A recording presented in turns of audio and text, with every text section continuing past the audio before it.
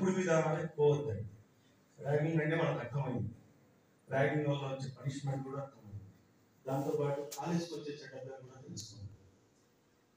ఒక కాలేజ్లో ర్యాగింగ్ జరుగుతుంది, ర్యాగింగ్ కమిటీ ఉంటుంది, స్కూల్ మేనేజ్మెంట్, కాలేజ్ మేనేజ్మెంట్ కానీ, కాలేజ్లో యాంటీ ర్యాగింగ్ కమిటీ ఉంటుంది, దానికి కానీ చట్టపేరు రాకోకుండా మిమ్మల్ని మీ అమ్మ నాన్న ఒక ముఖ్య ఉద్దేశంతో పంపిస్తారు. ఏమో ఉద్దేశం చెప్పండి.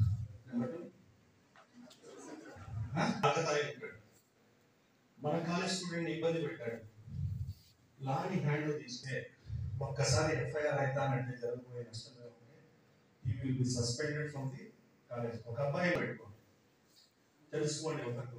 మీరు నాకు తెలిసి 4 విషయాలు చెప్పాను. Main, you should not forget your parents, that you are the future of them. Parents కూడా భవిష్యత్తు ఉంటుంది, మీకు ఒక్కరికే కాదు. వాళ్ళ భవిష్యత్తు ఏం చెప్పండి, మిమ్మల్ని ప్రయోజనం చేయండి విత్ సంస్కారం, కల్చర్తో ప్రయోజనం చేసి రేపు పొద్దున వాళ్ళు అవసరాన దశకొచ్చినప్పుడు వాళ్ళని మీరు చూసుకోవాలి. That is their future. మీరు ర్యాగింగ్ కారణంగా మీ ఫ్యూచర్ని రప్చర్ చేసుకున్నారు.